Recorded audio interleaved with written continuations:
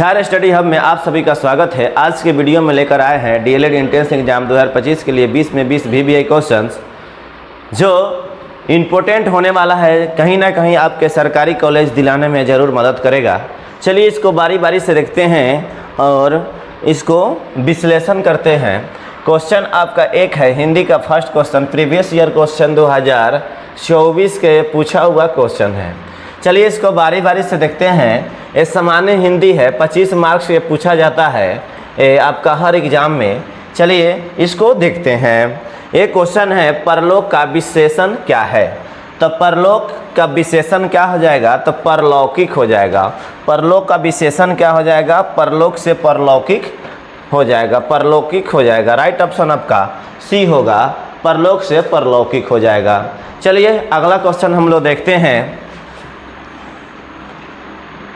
अगला क्वेश्चन देखते हैं हम लोग। शब्दों का सार्थक समूह जिससे किसी भाव विचार को पूर्णतः प्रकट किया जाए वह क्या कहलाता है। यानी शब्दों के क्या है, वह सार्थक समूह है जिससे किसी भी भाव विचार को पूर्णतः प्रकट किया जाता है, वह क्या कहलाता है।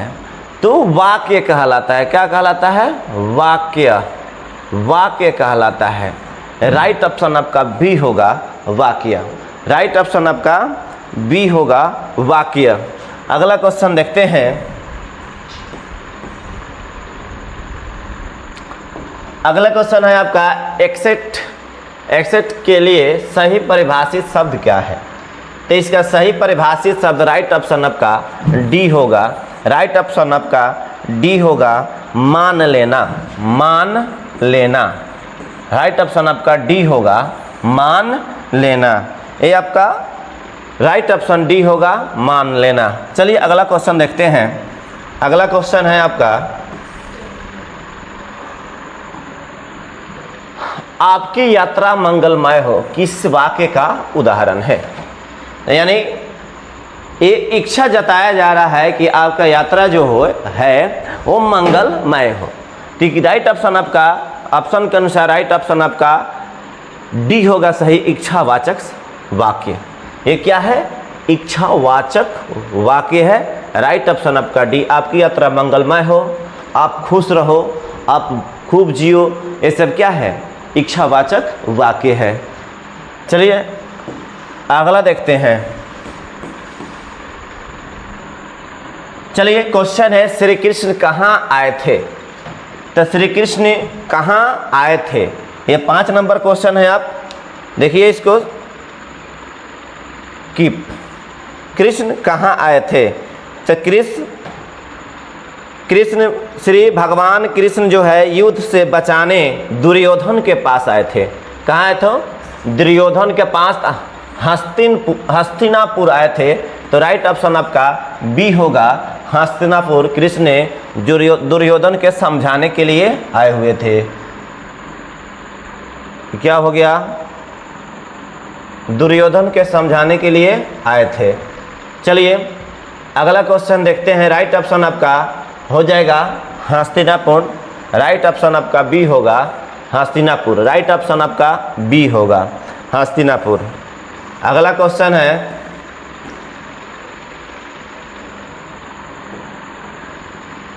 खारा खोटा शब्दों में समास बताइए। खारा खोटा क्या है, लोग कहता है ना, जब हमको खारा खोटा सुना दिया। तो खारा खोटा आप लोग के बताया गया है जिसमें योजक चिन्ह होता है, यानी जो जोड़ा में होता है, जैसे माता पिता, भाई बहन, पति पत्नी। तो उसी तरह ये क्या है, खारा खोटा है। तो खारा खोटा में आपका द्वंद्व समास होता है, द्वंद्व समास होगा, द्वंद्व समास। ए जब जोड़ा में आता है, चिन्ह क्या होता है, इसमें योजक चिन्ह होता है, इसमें क्या हो जाएगा, द्वंद्व समास हो जाएगा खारा खोटा। ये क्या हो जाएगा, द्वंद्व समास। राइट ऑप्शन आपका ए होगा, द्वंद्व समास। राइट ऑप्शन आपका ए हो जाएगा, ये द्वंद्व समास। अगला क्वेश्चन हम लोग देखते हैं, कौन सा बहुब्रीहि समास का उदाहरण है। देखिए 4 ऑप्शन आपके सामने है।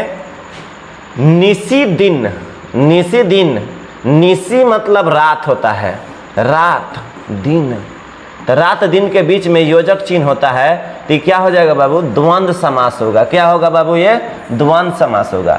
त्रिभुवन, त्रिभुवन, भुवन के पहले त्रि है यानी संख्यावाचक है, तो ये क्या हो जाएगा? द्विगु समास होगा। ये क्या होगा बाबू? द्विगु समास होगा, द्विगु समास होगा। नीलकंठ, नीला है कंठ जिसका, जैसे शंकर भगवान। नीलकंठ, ये क्या हो गया? ये बहुव्रीहि समास है। ये क्या है? बहुव्रीहि, बहुव्रीहि समास है आपका। ये बहुव्रीहि समास है, समास, ये बहुव्रीहि समास है। पुरुष, पुरुष सिंह, पुरुष है सिंह, पुरुष में वो सिंह है यानी बहादुर है, वो तत्व पुरुष समास हो जाएगा। तत्व पुरुष, तत्व पुरुष समास हो जाएगा। तो क्या कह रहा है? बहुव्रीहि समास। तो राइट ऑप्शन आपका डी होगा, नीलकंठ बहुव्रीहि समास होगा। राइट ऑप्शन आपका सी होगा, नीलकंठ। चलिए अगला क्वेश्चन देखते हैं। हमें विश्वास है, आशा है कि ये आपको अच्छा से समझ में आया होगा। और चलिए इसको आगे देखते हैं। क्वेश्चन नंबर 8 है आपका, मनोयोग का सही संधि विच्छेद क्या है? मनोयोग, तो मनोयोग का सही संधि क्या है? मनः, मनः जोड़, मनः जोड़ योग, मनः जोड़ योग, मनः जोड़ योग, ये क्या हो जाएगा? मनो, मनोयोग हो जाएगा। मनः जोड़ योग, मनोयोग। देखिए यहाँ विसर्ग है, तो यह विसर्ग संधि का उदाहरण है। तो राइट ऑप्शन आपका बी होगा, मनः जोड़ योग, मनोयोग। ठीक है, मनोयोग। राइट ऑप्शन आपका बी होगा। अगला क्वेश्चन देखा जाए। अगला क्वेश्चन के बाद किया जाए, गाले बजाना मुहावरा का अर्थ क्या होगा? गाल बजाना मुहावरा का अर्थ डींग हाँकना होता है। गाल बजाना, डींग हाँकना का अर्थ क्या होता है? कोई बात को बढ़ा चढ़ा कर बोलना, एक छोटा सा बात को बड़ा सा बात करना। ये राइट ऑप्शन ये होगा आपका। अगला क्वेश्चन देखते हैं, इनमें कौन सा वाक्य अशुद्ध है? अशुद्ध मतलब गलत है। वकीलों ने कागजों की जांच की, इत्र में सुगंध है, वह डाल महीन है, उसने तो हस्ताक्षर कर दिए। यहाँ देखिए ध्यान से देखा जाए, वह डाल महीन है, महीन डाल नहीं होता है, उसको पतला बोल सकते हैं। तो ये पतला होना चाहिए। यहाँ क्या होना चाहिए? पतला। ये पतला होना चाहिए। तो इसी में आपका गड़बड़ दिख रहा है। तो राइट ऑप्शन आपका सी होगा। इस सी में ही अशुद्ध है। चलिए इसको ध्यान से बनाने वाले बात है। चलिए अगला देखते हैं। अगला है आपका, नदी कलकल करती हुई बहती चली जा रही थी। इस वाक्य में बहती चली जा रही थी में कौन सा पदबंध है? बहती चली जा रही थी, यानी वह बहती चली जा रही थी, वह बहती चली जा रही थी, यानी उसमें क्रियापद बंध है, काम करने का अर्थ आ रहा है। वो क्या हो जाएगा आपका? राइट ऑप्शन ए हो जाएगा, क्रियापद बंध। राइट ऑप्शन आपका ए हो जाएगा, क्रियापद बंध। राइट ऑप्शन आपका ए हो जाएगा, क्रियापद बंध। अगला क्वेश्चन हम लोग देखते हैं। अगला क्वेश्चन देखते हैं, इनमें कृत्यवाच्य से संबंधित वाक्य कौन सा है? इनमें कृत्यवाच्य से संबंधित वाक्य कौन सा है? तो क्या है? कुदाल से मिट्टी उठाई जा रही है, वृद्ध। तो इसमें कृत्यवाच्य नहीं है, कर्मवाच्य है। इसमें क्या है? कर्मवाच्य है। वृद्ध से बैठा नहीं जा रहा है, ये भाववाच्य है, ये भाववाच्य है। भारत ने एक नया उपग्रह छोड़ा है, इसमें कृत्यवाच्य है। भारत ने काम किया है, नया उपग्रह छोड़ा है, कृत्यवाच्य है। राइट ऑप्शन आपका सी होगा, भारत ने एक नया उपग्रह छोड़ा है, कृत्यवाच्य का उदाहरण है। राइट ऑप्शन सी होगा। अगला क्वेश्चन है, शब्द शक्ति के अंतर्गत आता है। शब्द शक्ति के अंतर्गत आता है, शब्द शक्ति भेद के अंतर्गत आता है, तो लक्षणा आता है। राइट ऑप्शन आपका ए होगा, लक्षणा। राइट ऑप्शन आपका ए होगा, लक्षणा।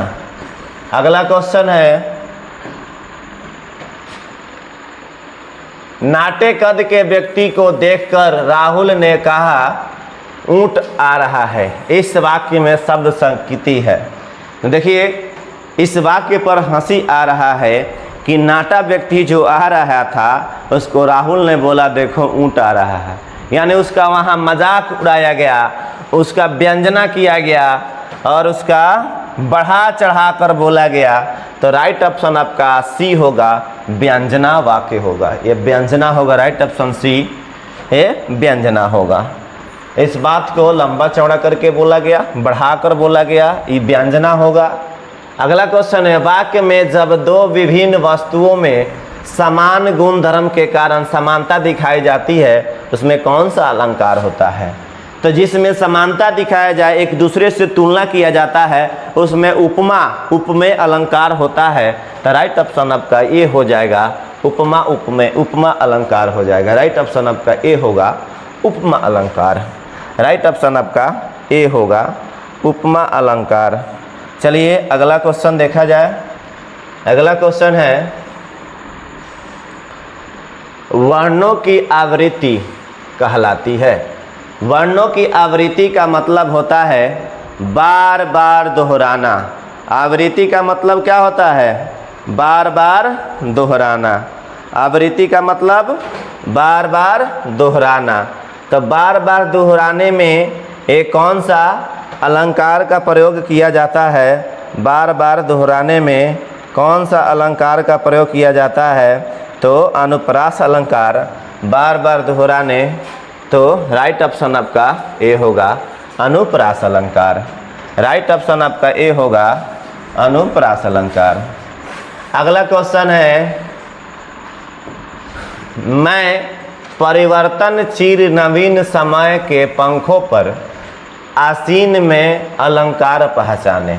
मैं परिवर्तनशील नवीन समय के पंखों पर आसीन, यानी समय के पंखा पर मैं बैठा हुआ हूँ। मैं नवीन परिवर्तनशील मतलब बहुत समय वाला होता है, चिर मतलब लंबा या बहुत बड़ा, नवीन मतलब नया।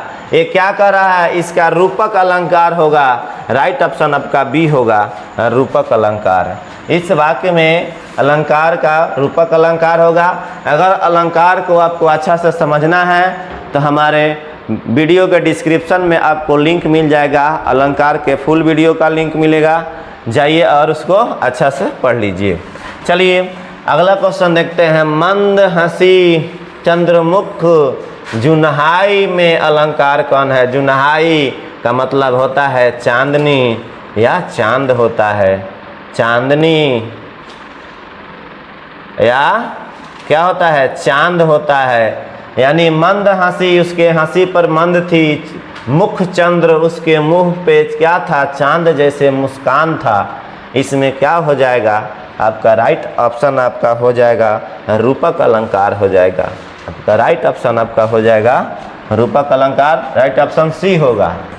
अगला क्वेश्चन है आपका, उन्नत हिमालय के धवल वह सुरसरी यो टूटती मानो पयोध से धारा की दुगंध धारा छूटती। इस पंक्ति में कौन सा अलंकार है? इस पंक्ति में आपका मन मनहु मानो जन जनहु जानो। अगर इस वाक्य में कहीं भी हो, अगर किसी भी वाक्य में अगर रहे तो उत्प्रेक्षा अलंकार होता है, उत्प्रेक्षा अलंकार होता है। राइट ऑप्शन आपका, राइट ऑप्शन आपका सी होगा, उत्प्रेक्षा अलंकार। राइट ऑप्शन आपका सी होगा, उत्प्रेक्षा। अगला क्वेश्चन है, मोहब्बत एक मीठा जहर है। इस पंक्ति में कौन सा अलंकार है? तो मोहब्बत एक मीठा जहर है। आप ही बताइए कि जहर मीठा लगता है? नहीं ना लगता है, तो इसमें विरोधाभास अलंकार होगा। जहर मीठा नहीं लगता है, इसमें विरोधाभास अलंकार होगा। तो राइट ऑप्शन आपका ए होगा, विरोधाभास। राइट ऑप्शन आपका ए होगा विरोधाभास। अगला क्वेश्चन है आपका, छंद शब्द में संस्कृत के किस धातु से बना है? छंद शब्द संस्कृत के किस धातु से बना है? तो छंद शब्द संस्कृत के छिद्दी धातु से बना हुआ है। तो राइट ऑप्शन आपका ए होगा छिद्दी। राइट ऑप्शन आपका ए होगा छिद्दी। अगला क्वेश्चन जो है देखिए, निम्नलिखित पंक्तियों में कौन सा छंद है? मनुष्य है तो वहीं रसखान, वैसो ब्रज गोकुल गांव के गौरान। इसमें भी न है और लास्ट में भी न है। तो देखिए इसमें कौन सा छंद होगा? तो आपका सवया छंद होगा। सवया छंद होगा। आप लोग के लिए एक छंद का अलग से स्पेशल वीडियो बनाकर लाएंगे, इसमें आप लोग का सब डाउट खत्म हो जाएगा। तो राइट ऑप्शन क्या होगा? सवया छंद। 23 का राइट ऑप्शन आपका क्या होगा? सवया छंद। अगला क्वेश्चन जो है 24, यह है पंचाली रीति का संबंध किस काव्य गुण से है? तो पंचाली रीति का काव्य किस काव्य गुण से है? तो राइट ऑप्शन आपका हो जाएगा माधुर्य गुण। माधुर्य गुण। राइट ऑप्शन आपका ए होगा माधुर्य गुण। चलिए अगला क्वेश्चन देखते हैं, जो अंतिम क्वेश्चन होने वाला है। ये क्वेश्चन आपका क्या है देखा जाए, वात्सल्य रस किसे कहा जाता है? वात्सल्य रस किसे कहा जाता है? तो वात्सल्य रस बाल सुलभ भाव को कहा जाता है। वात्सल्य रस बाल सुलभ भाव को कहा जाता है। वात्सल्य रस में बड़े लोगों को छोटे लोगों के प्रति प्रेम स्नेह बताया जाता है। वात्सल्य रस में बड़े लोगों के प्रति छोटे लोगों को क्या कहा जाता है? भाव प्रेम दिया जाता है। यह स्नेह का भाव जब पुष्टिकरण हो जाता है तो वात्सल्य रस कहा जाता है। तो राइट ऑप्शन आपका क्या होगा? बी बाल सुलभ भाव, यह वात्सल्य रस होगा। तो मिलते हैं नेक्स्ट वीडियो में। अगर हमारा वीडियो अच्छा लगे तो वीडियो को लाइक करें, चैनल को सब्सक्राइब करें, अपने दोस्तों के पास शेयर करें। धन्यवाद।